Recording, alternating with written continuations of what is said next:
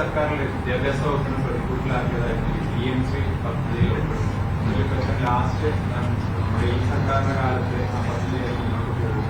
എന്താണ് last updation ആയിട്ട് പറയാം? അത് ഞങ്ങൾ ഈ വിദ്യാഭ്യാസ വകുപ്പ് മേധാവികളുമായി ഒരു മീറ്റിംഗ് എടുത്തപ്പോൾ അതിൻ്റെ ഒരു യഥാർത്ഥ സ്റ്റാറ്റസ് എന്താണെന്ന് പരിശോധിക്കാൻ വേണ്ടി പറഞ്ഞു. ഒരു വ്യത്യസ്ത വശങ്ങളാണ് കേൾക്കുന്നത്. കഴിഞ്ഞ ഗവൺമെന്റ് ഒപ്പിട്ടു എന്നുള്ളത് യാഥാർത്ഥ്യമാണ്. MOU ഒപ്പിട്ടാൽ ഏകപക്ഷീയമായി പിൻവാങ്ങാൻ കഴിയുമോ? അത് അപ്പോൾ പിന്നീടുണ്ടായത് എന്താ, ഇത് സംബന്ധിച്ച് വിവാദങ്ങൾ ഉണ്ടായപ്പോൾ തൽക്കാലം നിർത്തിവെക്കുക, കെപ്റ്റ് ഇൻ അബയൻസ് എന്ന് പറഞ്ഞിട്ടാണ് കഴിഞ്ഞ ഗവൺമെന്റ് ഒരു കത്തെഴുതി. അപ്പോൾ അതിലാണ് നിൽക്കുന്നത്. അതിനി നമ്മൾ എന്ത് രീതിയിൽ അതിനെ മുന്നോട്ട് കൊണ്ടുപോകണം എന്നുള്ളത് ആലോചിക്കേണ്ട വിഷയമാണ്. അത് UDFന്റെ ഒരു പോളിസി മാറ്ററാണ്, പൊളിറ്റിക്കലായിട്ട് തീരുമാനം പറയേണ്ട കാര്യമാണ്. ഏതായാലും ഞാനതിൻ്റെ ഇപ്പോഴത്തെ ഒരു സ്റ്റാറ്റസ് നമ്മൾ മനസ്സിലാക്കിയത്, കഴിഞ്ഞ ഗവൺമെന്റ് ഒപ്പിട്ട് കഴിഞ്ഞാൽ അത് കഴിഞ്ഞു. അത് പ്രകാരമുള്ള എയ്ഡും കിട്ടി. 93 കോടി രൂപ അന്ന് സംസ്ഥാനം അതിന്റെ പേരിൽ വാങ്ങുകയും ചെയ്തു. അല്ലെങ്കിൽ ബ്ലോക്കായി നിന്ന പണം വന്നു. അപ്പൊ ഇനി അതിൽ നിന്നുള്ള അതുമായി എങ്ങനെയാണ് അതിന്റെ ഫർദർ എന്നുള്ളത് ആലോചിച്ച് തീരുമാനിക്കേണ്ട ഒരു കാര്യമാണ്. അതിന്റെ നിയമവശങ്ങളും നോക്കണം. പിന്നെ ഇതിലൊക്കെ നമുക്കുള്ളൊരു നിലപാടുണ്ട് കേട്ടോ. ഞങ്ങളത് കൃത്യമായിട്ട് പറയുന്നു. കാരണം നമ്മുടെ നാട് ഒരു ഫെഡറൽ സംവിധാനത്തിലുള്ള രാജ്യമാണ്. അതിൽ കേന്ദ്ര കേരള സാമ്പത്തിക റേഷ്യോ ഉണ്ട്.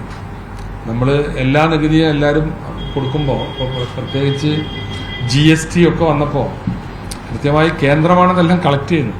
അപ്പോൾ അതിൽ നിന്ന് വരുന്ന വിഹിതമാണ് ഈ വിവിധ നികുതികൾ. അപ്പോൾ ഈ സ്കീം പിന്നെ 60-40 നടപ്പാക്കേണ്ട കുറേ സ്കീമുകൾക്ക് കിട്ടുന്ന പണമാണ്. അതിന് കേന്ദ്ര ഗവൺമെന്റ് ഒരു കണ്ടീഷൻ വെക്കുക. അതും വിദ്യാഭ്യാസം എന്ന് പറഞ്ഞാൽ കൺകറന്റ് ലിസ്റ്റിൽ പെട്ടാണ്. സ്റ്റേറ്റിനും സെൻട്രലിനും അവകാശമുണ്ട്. എന്നാലും പ്രാഥമിക വിദ്യാഭ്യാസവും അതുമായി ബന്ധപ്പെട്ട കാര്യങ്ങളൊക്കെ അതാത് സ്റ്റേറ്റുകളാണ് നിർവഹിക്കുന്നത്. അപ്പോൾ അങ്ങനെ ആ കണ്ടീഷൻ വെച്ചത് ശരിയല്ല എന്നുള്ള അഭിപ്രായം അന്ന് ഞങ്ങൾ പറഞ്ഞിട്ടുണ്ട്. പക്ഷേ ഇതിപ്പോൾ എത്തി നിൽക്കുന്ന ഒരു അവസ്ഥ എങ്ങനെയാണ് അത് പരിശോധിച്ച് അതിൽ UDF പൊളിറ്റിക്കലായിട്ടാണ് അതിലൊരു തീരുമാനം എടുക്കേണ്ടത്.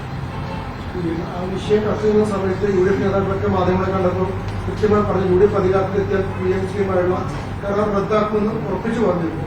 ഇപ്പോൾ അതിനൊരു ആശങ്ക ഉള്ളെടുത്തോ? ഞാൻ പറഞ്ഞില്ലേ, അതിന്റെ നിയമവശം കൂടി പരിശോധിക്കേണ്ടതുണ്ട്. അതായത് MOU ഒപ്പിട്ടു എന്നുള്ളത് യാഥാർത്ഥ്യമാണ്.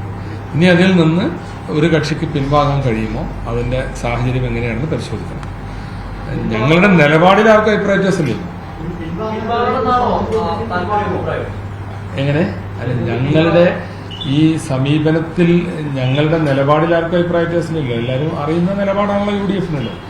പക്ഷെ കഴിഞ്ഞ ഗവൺമെന്റ് ഉണ്ടാക്കി വെച്ച ചില സ്ഥിതിവിശേഷങ്ങൾ, ഗവൺമെന്റുകൾ തുടർച്ചയാണ്. ഗവൺമെന്റുകളുടെ രാഷ്ട്രീയത്തിന് മാറ്റം ഉണ്ടാകും, ഗവൺമെന്റുകൾ തുടർച്ചയാണ്.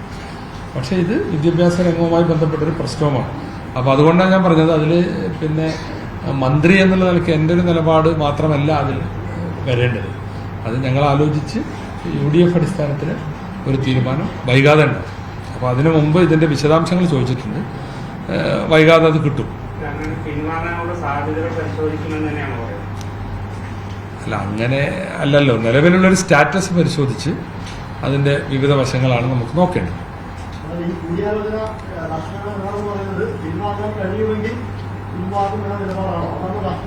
അല്ലാതെ നടക്കാനിരിക്കുന്ന ചർച്ചയുടെ തീരുമാനം എങ്ങനെയാണെന്ന് എനിക്ക് പറയാൻ പറ്റും. ചർച്ച നടക്കട്ടെ. അല്ല, ഞാൻ പറഞ്ഞല്ലോ, ഞങ്ങളുടെ നിലപാടിൽ ഇപ്പോഴും യാതൊരു വ്യത്യാസവുമില്ല.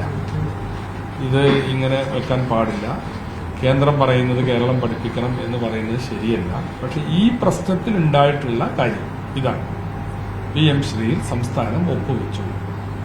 പിന്നീട് കുറെ കഴിഞ്ഞിട്ടാണ് ഇതിൽ അവർക്കിടയിൽ ഉണ്ടായ പ്രശ്നങ്ങളും വിമർശനങ്ങളൊക്കെ വന്നപ്പോൾ തൽക്കാലം നിർത്തിവെക്കാൻ പറഞ്ഞു. അതിനിടയിൽ കുറച്ച് ഫണ്ട് കൊടുക്കുകയും അതിവിടെ സ്വീകരിക്കുകയും ചെയ്തു. ഇതെല്ലാം കഴിഞ്ഞ ഗവൺമെന്റിന്റെ കാലത്ത് സംഭവിച്ചതാണ്. ഇനി ആ കാര്യത്തിൽ എന്ത് ചെയ്യാൻ പറ്റും എന്നുള്ളതാണ് ഞങ്ങളുടെ മുമ്പിലുള്ള ക്വസ്റ്റ്യൻ. ഞങ്ങളുടെ നിലപാട് എല്ലാവർക്കും അറിയുന്നതാണല്ലോ. അതിൽ നിന്ന് വേറെ പ്രത്യേകിച്ച് പറയേണ്ട കാര്യമില്ല. അപ്പൊ അതിനനുസൃതമായൊരു തീരുമാനമുണ്ട്.